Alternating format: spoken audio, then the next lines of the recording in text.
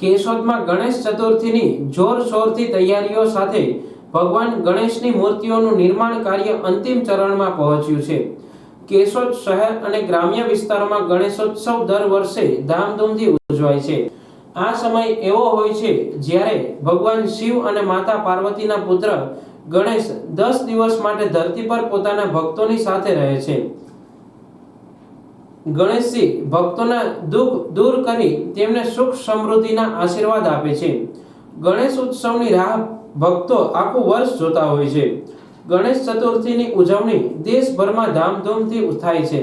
જો કે દેશભરમાં મહારાષ્ટ્રનો ગણેશ ઉત્સવ સૌથી પ્રખ્યાત હોય છે।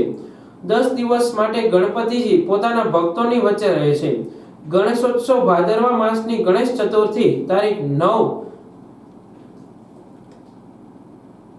7/9/2024 થી તારીખ 16/9/2024 આનંદ ચૌદસ એટલે કે 10 દિવસ સુધી ચાલશે। કેશોદ શહેરમાં ગણપતિ દાદાની આકર્ષક અને કલાત્મક મૂર્તિઓ બનાવનારા કારીગરો આખરી ઓપ આપી રહ્યા છે। કેશોદ શહેર તાલુકામાં જુદા જુદા વિસ્તારમાં રિદ્ધિ સિદ્ધિના દાતા ગજાનંદ ગણપતિ દાદાની સ્થાપના કરી 10 દિવસ સુધી પૂજા અર્ચના કરી વિવિધ ધાર્મિક સાંસ્કૃતિક કાર્યક્રમોનું આયોજન કરવા આયોજક યુવક મંડળ વિવિધ ગ્રુપ દ્વારા પૂરજોશમાં તૈયારીઓ શરૂ કરવામાં આવી રહી છે। કેશોદ તાલુકામાં જુદા જુદા વિસ્તારમાં ગણપતિ દાદાની સ્થાપના કરવામાં આવે છે। સાથે સાથે શ્રદ્ધાળુ પરિવારો પોતાના ઘરમાં પણ મૂર્તિની સ્થાપના કરી પૂજા અર્ચના કરે છે। કેશોદ શહેર આવનારા દિવસોમાં ગણેશમય બની જશે। નમસ્તે, મારું નામ છે જસોદાબેન મગનભાઈ મારવાડી। અમે કચ્છમાંથી અહીંયા મૂર્તિ બનાવવા આવી છે। 15-20 વર્ષથી અમે અહીંયા મૂર્તિ બનાવી છે। નાની મોટી સાઈઝથી થઈને બધી ટાઈપની મૂર્તિ અમે અહીંયા બનાવી છે।